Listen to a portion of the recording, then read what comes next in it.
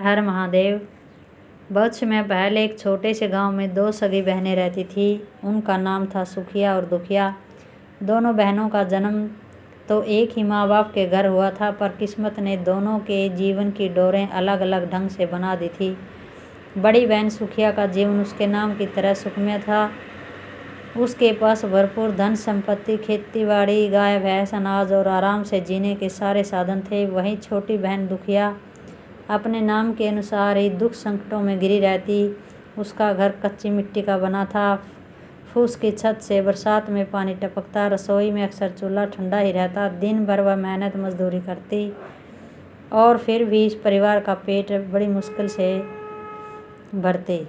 दुखिया अपनी ज़रूरतें पूरी करने के लिए सुखिया के घर काम करने जाती। वह साफ सफाई करती, खाना बनाती, बर्तन धोती। दिन भर मेहनत के बाद जब सुखिया अपने बच्चों और परिवार को भरपेट भोजन कराती, तब बचे हुए भोजन से ही दुखिया अपना और अपने परिवार का पेट भरती। लेकिन सबसे बड़ी बात यह थी कि दुखिया के मन में कोई शिकायत नहीं थी। गरीबी के बावजूद उसके चेहरे पर सादगी और संतोष झलकता था। वह सोचती थी, भगवान ने जैसा दिया है उसी में जीना है। मेहनत करूंगी तो एक दिन सुख जरूर मिलेगा। दूसरी ओर सुखिया अपने ऐश्वर्य पर इतराती। वह अपनी बहन की मदद तो करती थी, लेकिन मन में अहंकार रहता। देखो, मेरी बहन मुझ पर ही निर्भर है, अगर मैं न होती तो इसका जीवन कैसे चलता। इसी तरह दोनों बहनों का जीवन गांव में चलता रहा। एक और धन और वैभव से भरा, दूसरी ओर गरीबी और संघर्ष से जूझता हुआ। लेकिन किस्मत को कुछ और ही मंजूर था। समय आने पर यही भिन्नता उनके भाग्य को एक अनोखे मोड़ पर ले जाने वाली थी, जिसका रहस्य जितिया व्रत के दिन खुला। समय बीतता गया। गांव की इन दोनों बहनों के जीवन में और भी परिवर्तन आए। कुछ वर्षों बाद बहनों की गोद भर गई। सुखिया को दो सुंदर और तंदुरुस्त पुत्र रत्न की प्राप्ति हुई। वह अपने बच्चों को अच्छे अच्छे वस्त्र पहनाती, स्वादिष्ट भोजन कराती और राशि ठाठ बाट में उनका पालन करती। वहीं दुखिया को भी दो बेटे हुए, लेकिन उनका पालन पोषण बड़ी कठिनाई से होता। कभी पेट भर भोजन मिलता, कभी भूखे ही सोना पड़ता। साधारण कपड़े, टूटी फूटी झोंपड़ी और गरीबी में पला उनका बचपन भी माँ की तरह भावों से भरा था। फिर भी दुखिया के बच्चे के चेहरे पर मासूमियत और माँ के संस्कार झलकते थे। वे अपनी स्थिति से दुखी होकर शिकायत नहीं करते, बल्कि माँ के साथ खुश रहते। इस बीच वर्ष का वह पावन समय आया जब माताएं अपने पुत्रों की दीर्घायु और सुख समृद्धि के लिए जितिया व्रत रखती है। गांव की औरतें तैयारियां करने लगी। हर घर में व्रत के लिए अनाज छांटे जाने लगे। पूजा की सामग्री जुटाई जाने लगी। सुखिया के घर तो चहल पहल और बढ़ गई। उसने बढ़िया चावल, ताज़ा सब्जियां और हरे भरे साग का इंतजाम किया। कहते हैं कि जितिया के दिन माताएं अपने पुत्रों के लिए सबसे अच्छा पकवान और प्रसाद बनाती है, ताकि व्रत पूरी श्रद्धा से संपन्न हो। सुखिया ने यही सोचकर सब बढ़िया सामान रखा।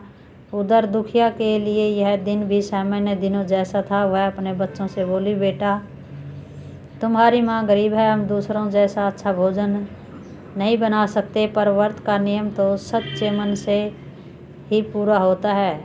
उस दिन भी सुखिया के घर में काम करने गई। चावल फटकने बैठी तो सोचा, ये अच्छे दाने तो दीदी के काम आएंगे, मेरे हिस्से तो बस ये खुर्दी टूटे फूटे दाने ही ठीक हैं। फिर जब वह साग चुनने लगी तो कोमल पत्तियां सुखिया के लिए अलग कर दी और खुद अपने हिस्से में साग के डंठल रख लिए। दिन भर काम करने के बाद जो मिला उसी से उसने अपने घर पर भोजन बनाया।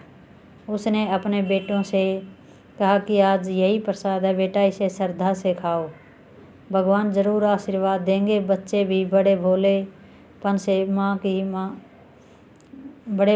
से बोले, हे माँ, हमें तो आपका हाथ का बनाया हुआ सबसे अच्छा भोजन लगता है। और इस तरह व्रत का पहला दिन एक बहन ऐश्वर्य में और दूसरी बहन ने अभाव में बिताया। लेकिन भगवान की दृष्टि में केवल भोग नहीं, बल्कि मन की सच्चाई देखी जाती है। यह बात बहुत जल्द दोनों बहनों के जीवन में सिद्ध होने वाली थी।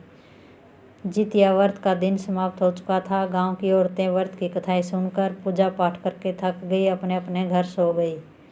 दुखिया भी दिन भर काम करके थक चुकी थी, वह भी सो गई। घर छोटा था, फूस की छत और मिट्टी की दीवारों वाला, लेकिन भीतर का माहौल भीतर का माहौल सच्चाई और संतोष से भरा था। आधी रात का समय था, चारों ओर सन्नाटा था। कुत्तों के भौंकने और जंजीरों की आवाज़ के बीच अचानक दुखिया के घर का दरवाज़ा खटखटाने की आवाज़ आई। पहले तो दुखिया चौंक गई। उसने सोचा, इतनी रात को कौन आ जाता है, इतनी रात को कौन आ सकता है, कहीं चोर डकैत तो नहीं। धीरे से दरवाजे की ओर बढ़कर उसने आवाज़ लगाई, कौन है।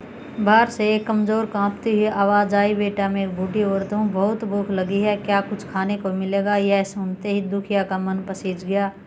उसने तुरंत दरवाज़ा खोला। सामने एक दुर्बल झुर्रियों से भरा चेहरा और कांपते कदमों वाली बूढ़ी औरत खड़ी थी। उसके हाथ कांप रहे थे, चेहरे पर थकान साफ झलक रही थी। दुखिया ने बड़े विनम्र शब्द से कहा, हे माता, हमारे घर में देने लायक कुछ खास नहीं है। आज तो सिर्फ मैंने चावल की खुर्दी और साग के डंठल बनाया है, क्या आप वही खा लेंगी।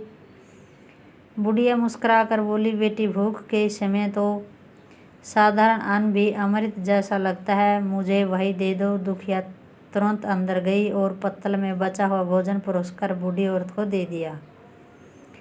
वह औरत बड़े आनंद से खाने लगी। भोजन समाप्त करने के बाद उसने संतोष की सांस ली और कहा, बिटिया तुम्हारा दिल बहुत बड़ा है, मुझे रात के अंधेरे में दिखता भी नहीं। अब मैं अपने घर कैसे जाऊं। दुखिया ने बिना सोचे कहा, अम्मा आप चिंता मत कर, आप हमारे घर में ही सो जाइए, सुबह उजाला होने पर अपने घर चली जाइएगा। बूढ़ी औरत उसकी इस उदारता से प्रसन्न होकर घर के एक कोने में लेट गई। दुखिया ने भी चैन की सांस ली और अपने बच्चों के पास आकर सो गई। लेकिन दुखिया को पता नहीं था कि यह साधारण सी बूढ़ी औरत वास्तव में कोई साधारण इंसान नहीं, बल्कि उसकी श्रद्धा और सच्चाई की परीक्षा लेने आई थी। यह रात उसके जीवन का रुख बदलने वाली थी। रात बीत गई थी। सुबह का सूरज आसमान पर सुनहरी किरणें बिखेर रहा था। गांव की औरतें अपने अपने घरों से निकलकर कुएं पर पानी भरने आई। चारों ओर चिड़ियों की चहचहाट और रसोई से उठते हुए लकड़ी के धुएं की खुशबू माहौल को ताजगी दे रहा था। दुखिया भी अपने आंगन में झाड़ू कर रही थी। उसके बाद दोनों बेटे पास ही खेल रहे थे। तभी रात को आई बूढ़ी और धीरे धीरे उठकर बाहर आई। उनकी आंखों में अब एक अजीब चमक थी, मानो साधारण वृद्धा न होकर कोई दैवीय शक्ति हो। वह मुस्कुराकर दुखिया के पास आई और बोली, बिटिया रात को तुमने बिना सोचे समझे मुझे भोजन दे दिया, जबकि तुम्हारे पास अपने बच्चों के लिए बहुत कम था, ऐसा क्यों किया। दुखिया ने हाथ जोड़कर विनम्रता से कहा, अम्मा भूखा चाहे मेरा अपना हो या पराया हो, उसे भोजन देना मेरा कर्तव्य है। यदि मेरे बच्चों का पेट आधा भरा और आपका खाली रह जाता तो मेरे मन को शांति नहीं मिलती। यह सुनकर बूढ़ी औरत की आंखों में संतोष की झलक दिखी। कुछ देर बाद उन्होंने फिर पूछा, अगर मैं तुम्हें धोखा देने वाली निकलती या तुम्हारे घर की वस्तुएं लेकर भाग जाती। दुखिया हल्के से मुस्कुराई और बोली, अम्मा यह सब ऊपर वाले की मर्जी है, हमारा काम तो नेक नियत से सेवा करना है, जो भी परिणाम होगा वह भगवान के हाथ में ही होगा। अगर हम डर के कारण मदद ही न करें तो दया का अर्थ क्या रह जाएगा। यह उत्तर सुनकर बूढ़ी औरत का चेहरा एक रहस्यमय मुस्कान से खिल उठा। उन्होंने सोचा, यह औरत सचमुच में भक्तिपूर्ण हृदय रखती है। अब बूढ़ी औरत ने दुखिया को सीधा देखते हुए कहा, बिटिया तुम गरीब हो, तुम्हारे बच्चे भी साधारण भोजन से ही जी रहे हैं। अगर भगवान तुमसे पूछें कि तुम्हें धन चाहिए या बच्चों को लंबा जीवन, तो तुम क्या मांगोगे। यह सवाल सुनकर दुखिया थोड़ी देर चुप रही। उसके सामने अपने दोनों बेटों के मासूम चेहरे घूम गए। फिर उसने दृढ़ स्वर में उत्तर दिया, अम्मा मुझे धन वैभव नहीं चाहिए, मेरे लिए सबसे बड़ा सुख मेरे बच्चों का स्वास्थ्य और लंबा जीवन। मैं चाहूँगी कि वे जीवित रहें,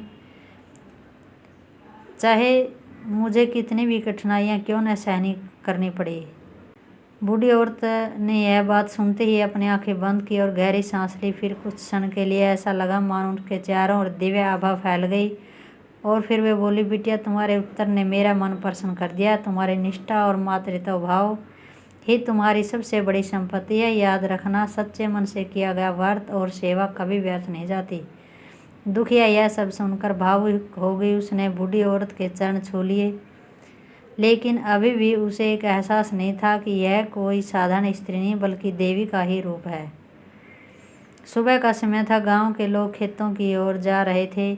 आसमान पर हल्की धूप खिल चुकी थी। इसी बीच वह रहस्यमयी बूढ़ी औरत जिसे दुखिया ने सहारा दिया था, अब गांव की गलियों में घूम रही थी। उसके मन में यह विचार था कि जैसे दुखिया ने मेरी सेवा की, वैसा ही व्यवहार सुखिया करेगी या नहीं, उसकी भी परीक्षा लेनी चाहिए। सुखिया का घर गांव में सबसे सुंदर और बड़ा था। पक्की दीवारें, साफ सुथरा आंगन। औरत वहां पहुंची। उन्होंने धीरे से कहा, बिटिया रात भर भूखी हूँ, थोड़ा सा भोजन दे दो। सुखिया ने उन्हें ऊपर से नीचे तक घूरा और तिरस्कार भरे स्वर में बोली, अरे बुढ़िया, तुझे और कोई जगह नहीं मिली भीख मांगने की? जा कहीं और जाकर मांग, मेरे घर का अन्न तुझ जैसे आलसी पेट के लिए नहीं। बूढ़ी और औरत विनम्रता से बोली, बेटी, भगवान ने सबको दिया, गरीब के हिस्से का थोड़ा सा अन्न तुम्हारा कुछ नहीं जाएगा। सुखिया ने गुस्से में कहा, चुप रह, अगर ज़्यादा बोलेगी तो अभी नौकरों से धक्का दिलवा दूंगी, भाग यहाँ से। इतना कहकर उसने दरवाजे को जोर से बंद कर दिया और बूढ़ी औरत आंगन से बाहर निकल आई। लेकिन उनके चेहरे पर गुस्से की जगह गहरी शांति थी, मानो उन्हें सब पता था कि कौन किस लायक है। गांव के लोग यह सब देख रहे थे। कुछ लोग फुसफुसाने लगे, देखा दुखिया ने उस बूढ़ी औरत को कैसे सहारा दिया और सुखिया ने उसे अपमानित कर दिया। सच्चा धन तो दिल का होता है, जेब का नहीं। इस घटना ने पूरे गांव के सामने दोनों बहनों का असली चेहरा खोलकर रख दिया था।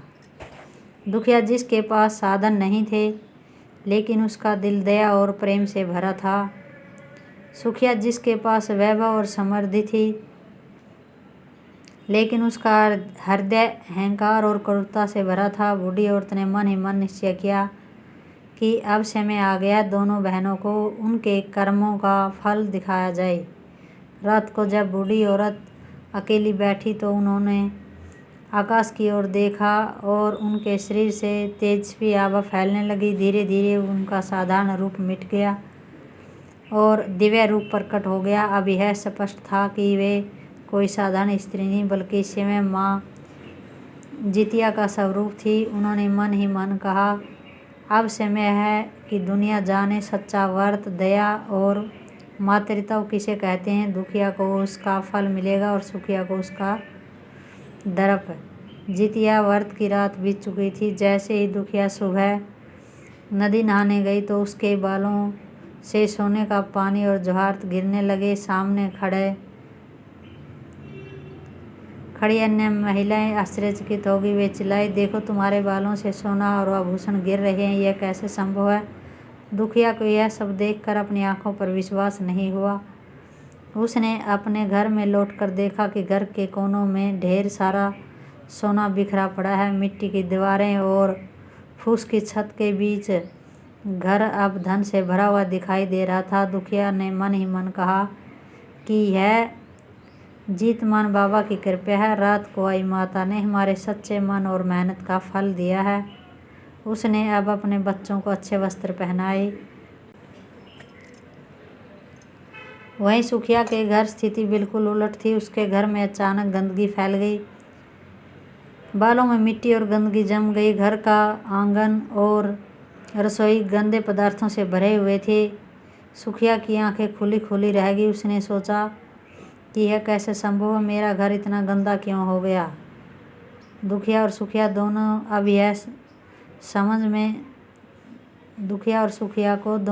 भी यह समझ में आया कि भगवान केवल भोग और ऐश्वर्य से नहीं बल्कि सच्चे हृदय से पूजा और सेवा से प्रसन्न होते हैं। दुखिया ने अपना साधारण भोजन प्रेम और श्रद्धा से दिया, इसीलिए उसे वरदान मिला।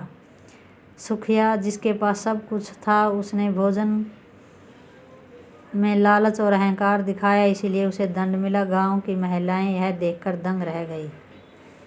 हर हर महादेव।